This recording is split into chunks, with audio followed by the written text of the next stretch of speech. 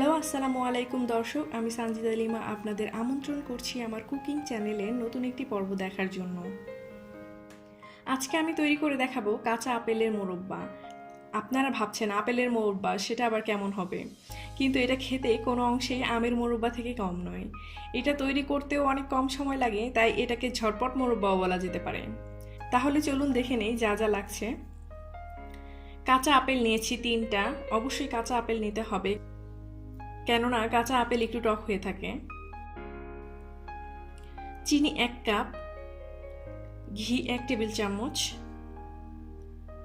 2টা এলাচ ও 2 টুকরা দারচিনি, আর লাগছে 2 টেবিল চামচ হোয়াইট ভিনেগার বা সাদা সিরকা। প্রথমে একটি পাত্রে পর্যাপ্ত পানি দিয়ে 1 চামচ লবণ দিয়ে দিলাম আপেল কেটে ভিজিয়ে রাখার জন্য। এখন আপেলগুলোকে পেলার দিয়ে ভালোভাবে খোসা ছাড়িয়ে 4 টুকরা করে নিব। বিচিগুলো ছাড়িয়ে নিতে হবে ভালোভাবে, যেমনটি আপনারা দেখছেন। এভাবে বাকি আপেলগুলো আমি কেটে নিব।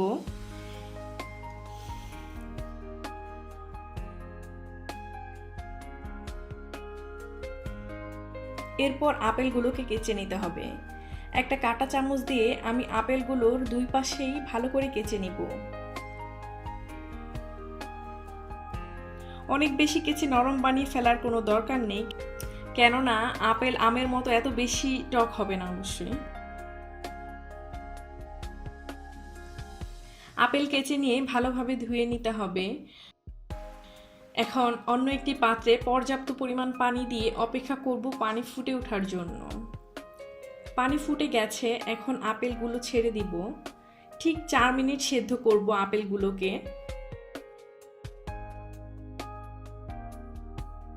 4 মিনিট পর এখন আপেলগুলোকে বরফ পানিতে উঠিয়ে নিব।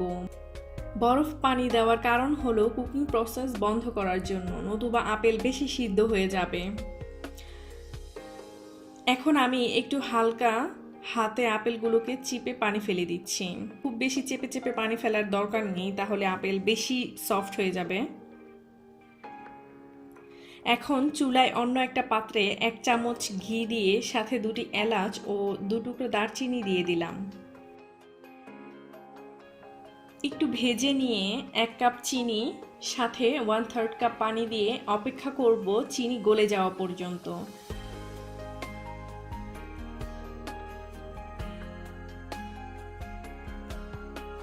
চিনি গলে গেছে, এখন দিয়ে দিব আপেলের টুকরোগুলো। এখন নাড়াচাড়া করতে থাকবো যাতে নিচে পোড়া না লেগে যায়। এটা রান্না হতে 10 মিনিটের মতো সময় লাগে, আর ততক্ষণ রান্না সামনেই থাকতে হবে।